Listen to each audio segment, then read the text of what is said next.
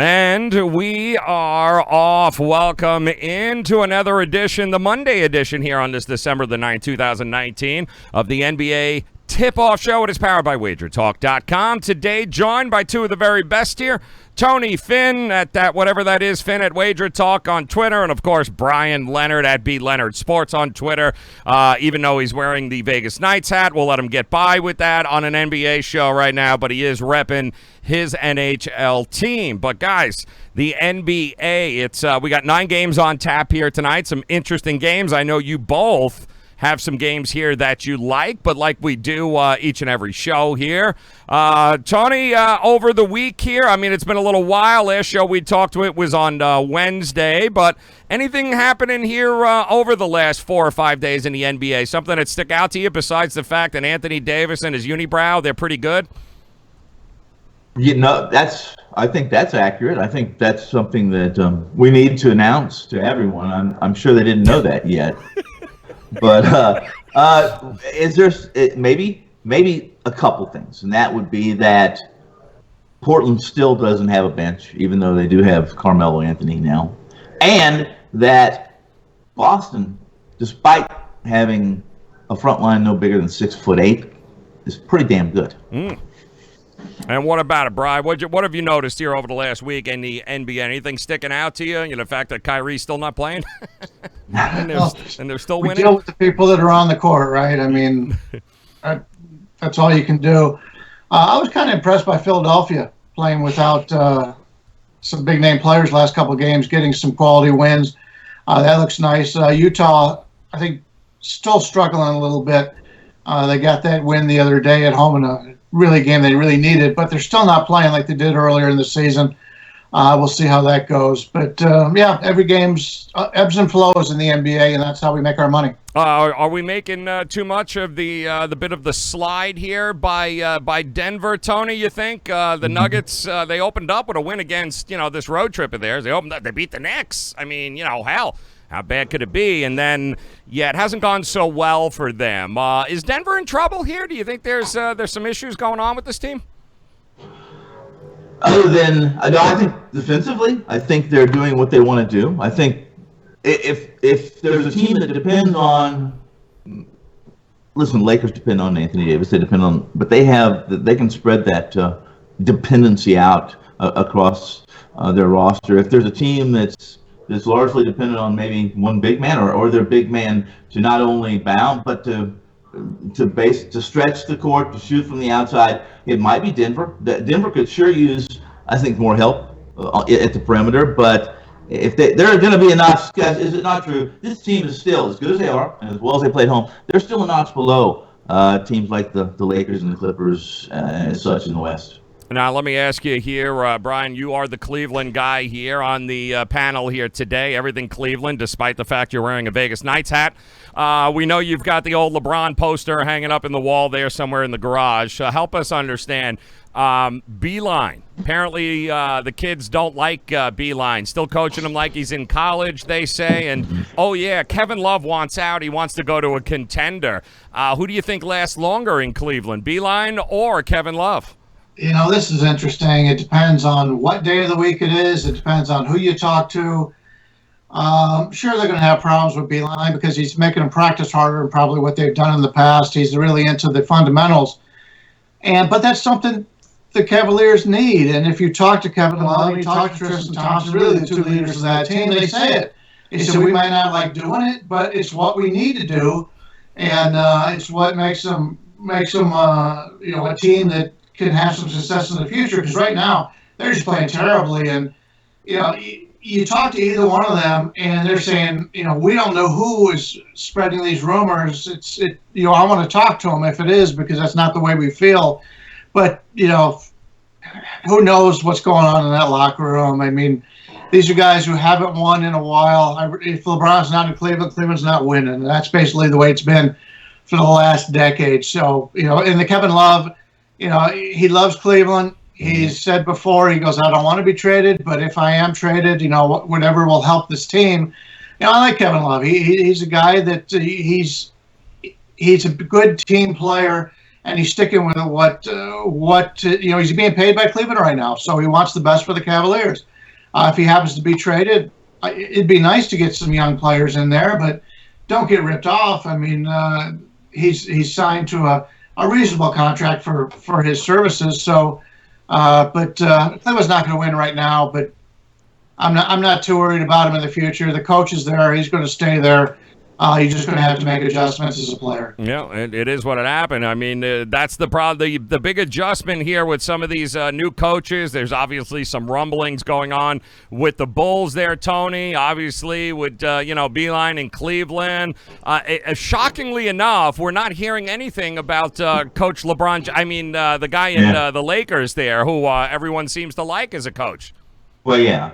As long as the Lakers are winning, I think LeBron can do whatever he wants to, and they're not going to complain too much about it. Saw some things happen last year when the Lakers didn't make the playoffs, and for the most part, early in that season last year, even to the middle of the season, this was a team they still believed, had LeBron not gotten hurt when he did, that they were a playoff team. I disagree. I think this year the group is much better. I never thought they were a playoff team last year. So. Reports there, Bri. Of course, Atlanta is promising Trae Young. Help is on the way. Help is on the way. Well, I mean, listen, they took care of Charlotte last night, 122-107, but I think they're trending in the right direction. I mean, let's limit expectations here. What are we expecting from the Hawks this year? What's realistic?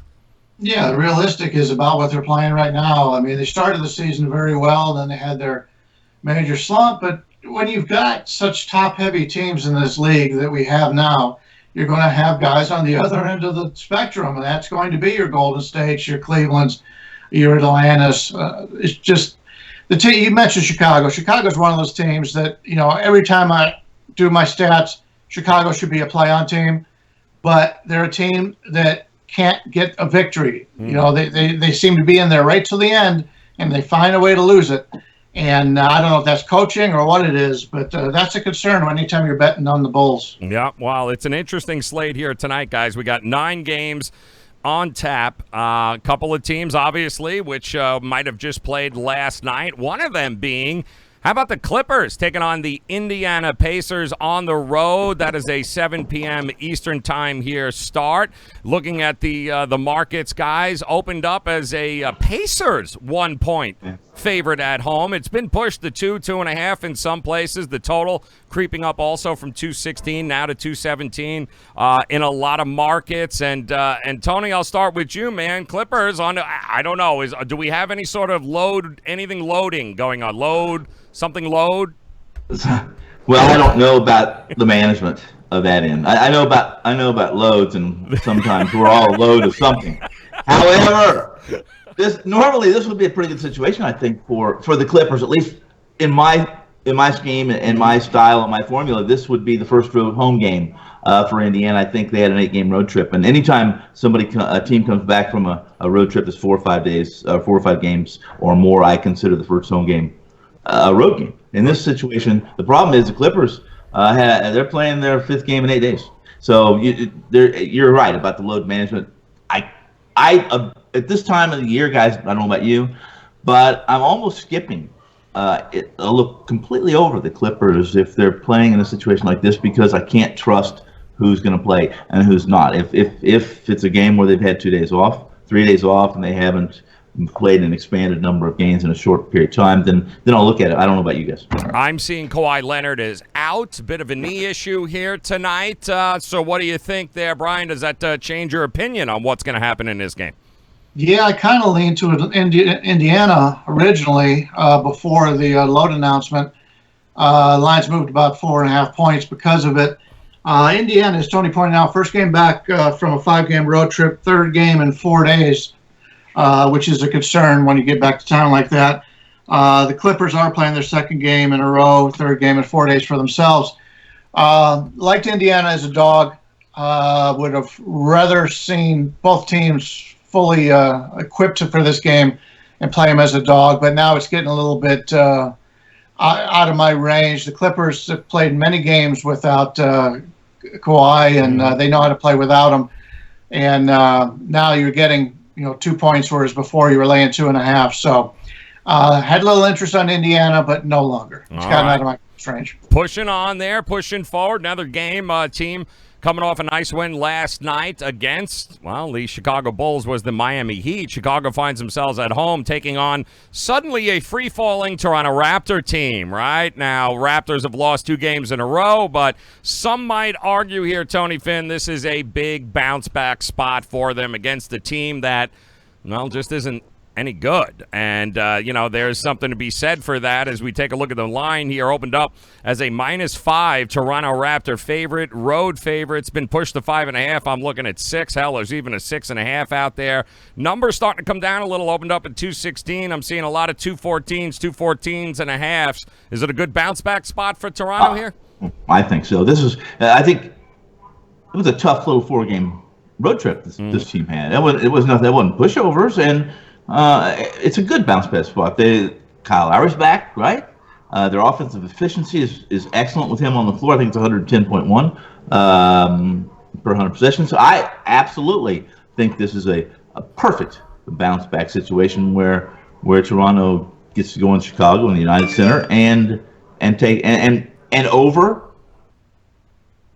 basically outman a Chicago team that is going to have their nights. It's not tonight though, I don't think. Interesting. The road team 8-0 against the number here in the last 8 meetings between these two teams. And where are you looking, Brian? I mean, you looking at the total in this game, or is this a pretty simple play for you?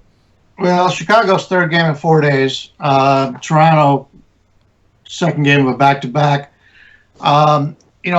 I mentioned the other day, and I got some hassle on Facebook from a Toronto fan. When you asked if there was a team that I should fade. And I said, I like the team, but they're playing a little over their heads. And ever since I said that, they've lost the 3 straight games. So they're still a very good team, but they were playing over their heads. And when you're handicapping, you're not picking teams, you're picking numbers. And if the line is, this line opened up 7.5 for Toronto.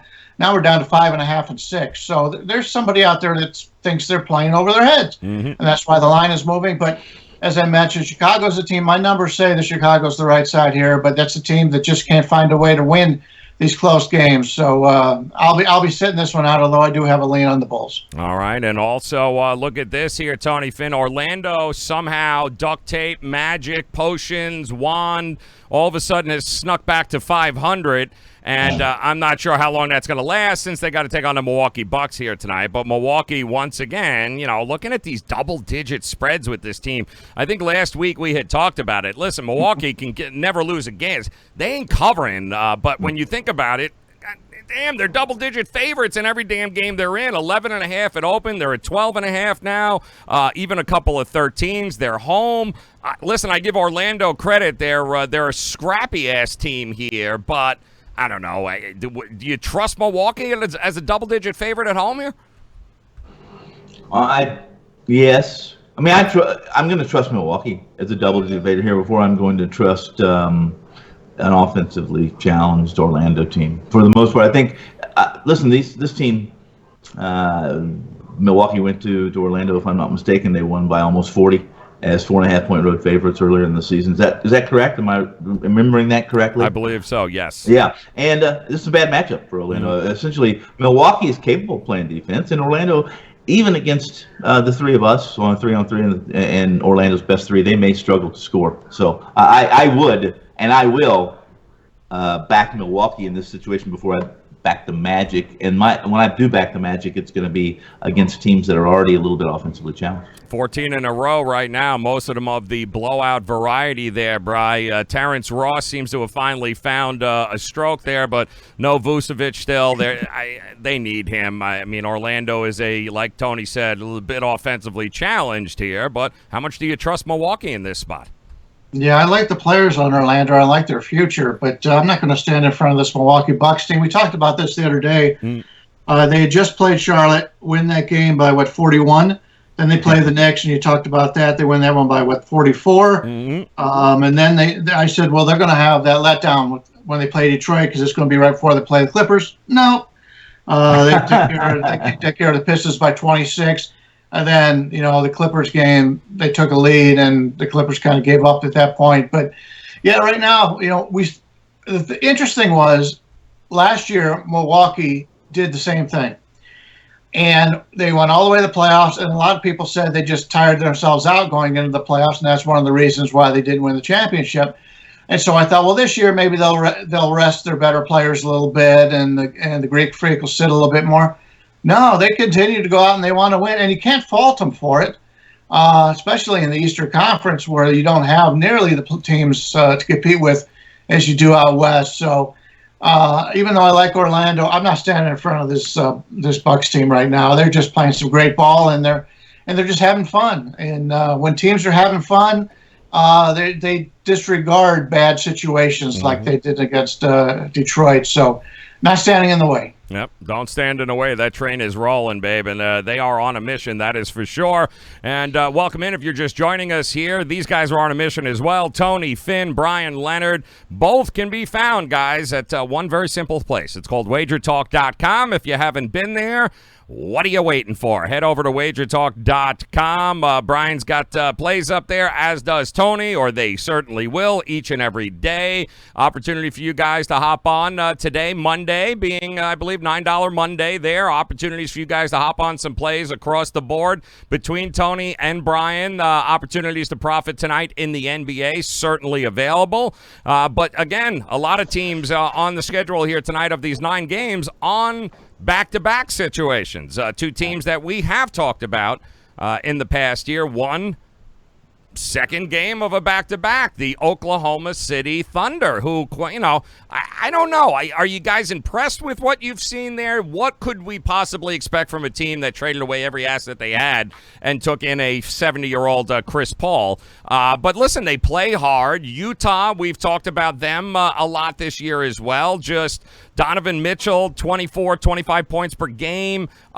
He's now led, I believe, Utah in scoring on 2 consecutive occasions now, back-to-back games. Going to need to do so again here tonight. Tony, how impressed are you with OKC, or is this just basically a 25, 28 team, win team regardless? Well, if we just watch Oklahoma City, play Utah, then you're going to be impressed with Oklahoma City. I think they've covered in the last 4. Even the first meeting between the two, they were 8 or 9. It was an opening night when they were 9-point dogs, and they lose by 5. Of course, that's also. I think Mike Conley missed 15 of 16 shots that night. As soon as Conley gets adjusted altitude and the Utah and the big rims, yes, this team will be a little better. We've talked about them on numerous occasions. They haven't been their best offensively, and I think as Conley gets more adjusted and they get more used to Conley, they get better. I like Oklahoma City. You're absolutely right. They've traded away most of their top-tier talent, at least their box office talent. So they've done some things that have surprised me. I like them, especially as dogs. I just don't like them in this situation. I think they should be getting a little more. I think they should be getting double digits in this situation, and they're not, so I'll pass. Yeah, 2-12 opened up. It seems to be getting down there, 2-08 a total. No surprise there. Utah, obviously, very good defensively at home, Brian. But I don't know. Do you you think Oklahoma City's got enough in the tank to be able to make this a game tonight?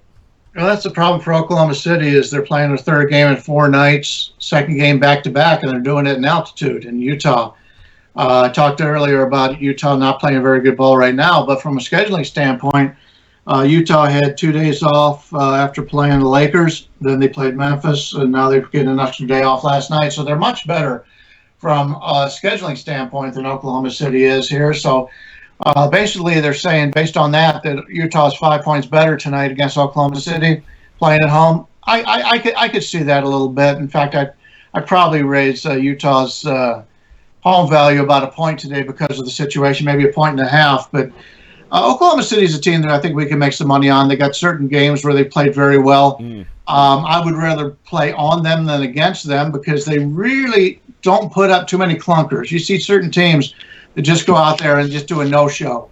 And we see that the Clippers did it the other night. It's just teams have a no-show. They get behind early, and they say, well, let's pull the plug and get some bench guys in there. We've talked about that with Golden State. That's a team in the second half of the game. If Golden State's not in the game, you just fade them the second half. But Oklahoma City's been a team, I believe they had one game this year that they were really down, and then they had a huge comeback. And you rarely see that in this day and age in the NBA. And that's the kind of team I want to back. They don't give up. Yep, not a bad team to look at moving forward. Absolutely throughout the season, and you guys, I'll give you one other game here that's sticking out. How about the Minnesota Timberwolves? Also got smashed last night. They're still, I don't know. Do they play defense tonight against the Phoenix Suns? Do we expect? What's the number? 285? I'm not sure, Tony. I'm not sure there's a number high enough with these two teams here. But Minnesota, listen, they can score. We know they can score. Phoenix has had their moments here this year,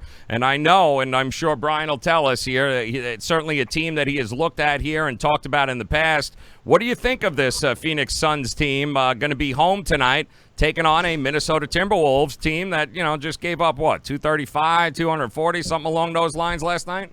Yeah, this is a good. I think this is a great spot for Phoenix. I think the numbers it favors backing Phoenix. Minnesota's got point guard issues.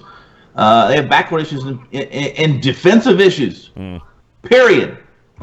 And outside of Wiggins and Towns, they don't have one player averaging more than 13 points. I think in Phoenix, this schedule, Phoenix obviously has come back to earth a little bit after their hot start. I like Phoenix minus the trade, minus the field goal.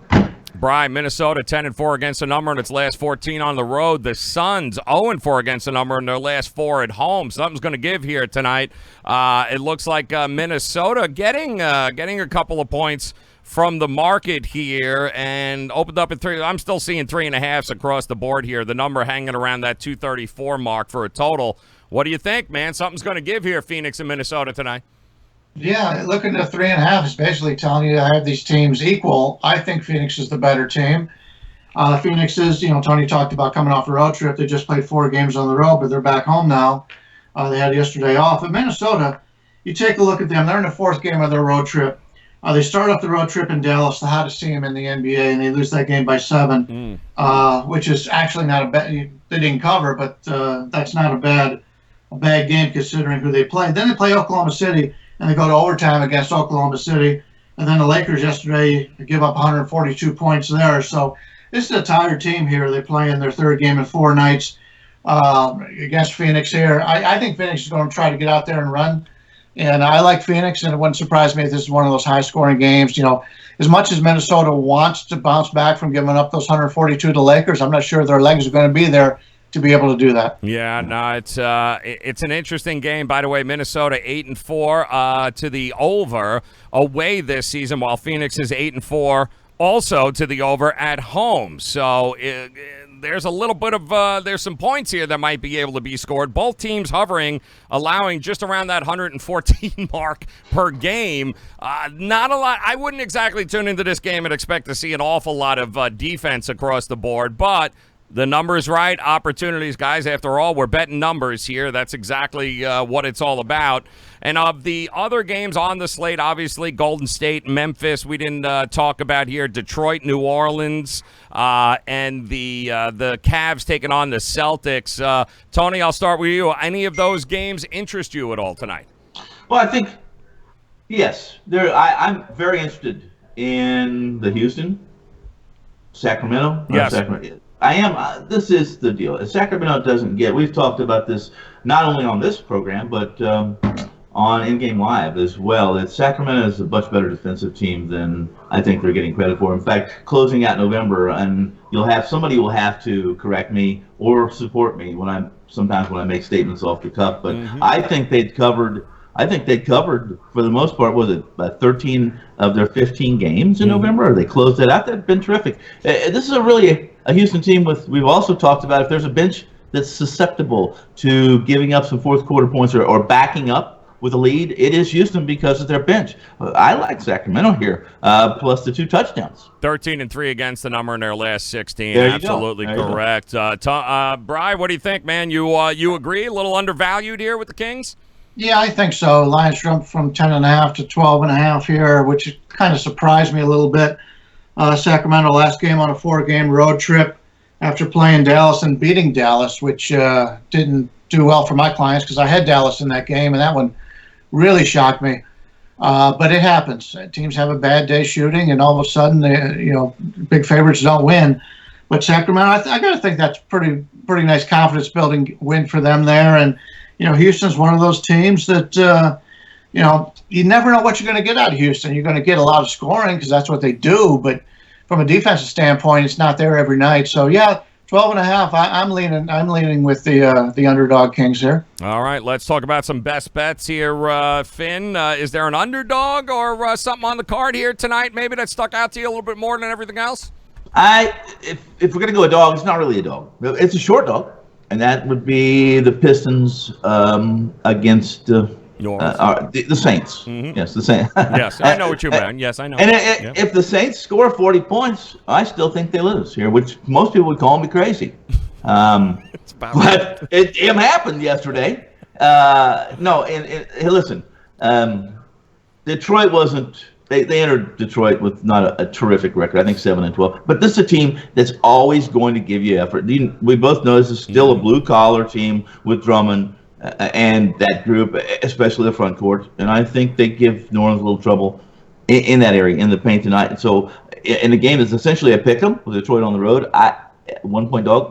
That's my dog, although it's not really a dog. You know what I mean? No, I hear you. And Brian, listen, I mean, two of the most inconsistent teams in the NBA here, Detroit and New Orleans. What do you think? You got to side one way or the other? I do have a plan. This is my only play I put up on the site. Perfect. For $9 Monday. So I'm not going to comment on this one. But you talked about dogs. I think the juiciest dog, it's actually a dog. Ooh. More than one. I still like Chicago here, but that's as close as I would have gotten. If it jumps back up a little bit, maybe I'll end up playing them, but that's as close as I came to shooting on a dog tonight. All right, the Bulls would have been there, and you heard Brian say, man, play is up there right now, $9 at WagerTalk.com. Tony, you got a play up there here tonight? I do.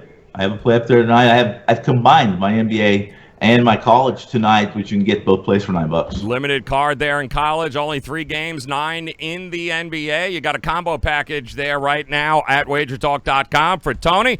Brian's plays there. You got to head over to WagerTalk.com, guys. $9 available right now. Take advantage of it. Get there before the games tip off. And all right, Brian, is there outside of your $9 play here? Is there one that you would push towards the viewers' way tonight? Say, keep an eye on there besides Chicago. Yeah, we talked about this earlier, and I think Tony and I agreed. I like the Phoenix Suns. Cheap number here. Like the situation. And yeah, man. The Suns, I thought all season long have had a lot of value. I mean, early on they played great ball, but then they regressed. I think people forgot about them. But this team's got a lot of talent. I like Phoenix here. I think that number's cheap. Wolves coming off playing a second game of a back-to-back type. Never an easy thing. And Finn, how about it? You got yourself a best bet you pointing our way? I'm with Brian on things. Although let me throw in a Woody play, and I say take Milwaukee and lay the points against Orlando. Yeah, listen, man. You want to get in front of that train, be my guest, not me, man. Milwaukee is rolling, and so are we, guys, rolling into a 9-game slate tonight in the NBA. WagerTalk.com is where you guys want to go. Get these plays from these two gentlemen here. Tony Finn at WagerTalk on Twitter, at B Leonard Sports. That would be Brian Leonard on Twitter and WagerTalk.com. Plays are up. Plays are ready to rock and roll at WagerTalk. So, gentlemen, always a pleasure. Thank you for spending some time with us here today. It is also geriatric night in the NFL as we get to watch a 90-year-old Eli Manning. If you want to flip around there, that should be a lot of fun. I'm throwing up a little in my mouth as I'm talking about it. Good thing for the NBA. That's all I'm going to say. Brian, Tony, pleasure, guys. Good luck with your plays tonight. We'll talk to you again tomorrow. Ciao. Take care, guys.